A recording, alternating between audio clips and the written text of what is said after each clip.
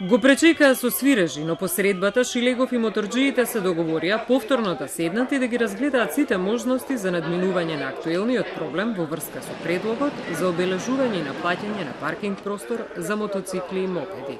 Моторџиите со цврст став дека доколку се донесе одлука за наплаќање на паркинг простор, тие ќе ги блокираат крстосниците во градот. Шилегов пак не ја повлече идејата да се регулира паркирањето и да им се наплаќа на моторџиите 5 до 7 денари од час за паркирање. Мислам дека сума во износ од 5 до 7 денари на саат не е многу. Тоа е моето мислење.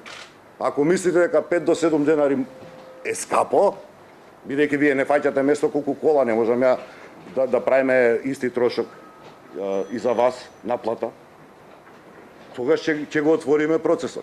За моторџиите пак ваквиот став на Шилегов е дискутабилен не само поради сумата за паркинг, туку пред се поради фактот дека ваква практика на наплаќање на паркинг за мотоцикли и мопеди не може да се сретне во европските градови и тоа може да се провери.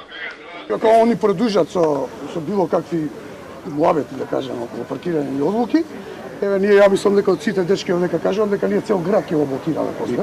И не има ќе направиме, и има маса. Ето, тек тогаш ќе видиме колку сме регистрирани. Со самото тоа што возам мотоцикл, сум одбрал да бидам слободен, инаку како би возел автомобил, меѓутоа со самото тоа што возам мотоцикл, на некој начин се жртвувам и е неприфатливо да моторот го паркирам пример на одбележен паркинг и потоа пешачам 500 метри или 1 километар до местото, пример во Дебар мало, сакам да седнам на ручек и не можам да одам моторот да си го гледам. Мотоклубовите во Скопје се категорични и едногласни против предлогот на Шилегов за обележување и наплаќање на паркинг местата во Скопје.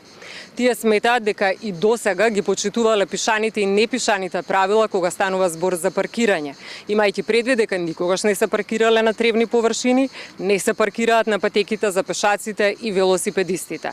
Сметаат дека во дадениот момент Скопје има многу поважен проблем за решавање, а тоа е квалитетот на коловозите, кои што се со мноштво дупки и инсистирање на безбедност во сообраќајот.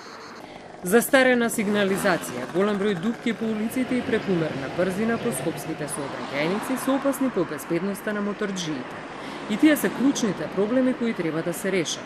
Му порачаа моторџиите на Шилегов на денешната средба. Пред се хоризонталната сигнализација да ја смените. Значи ние возиме со ризик.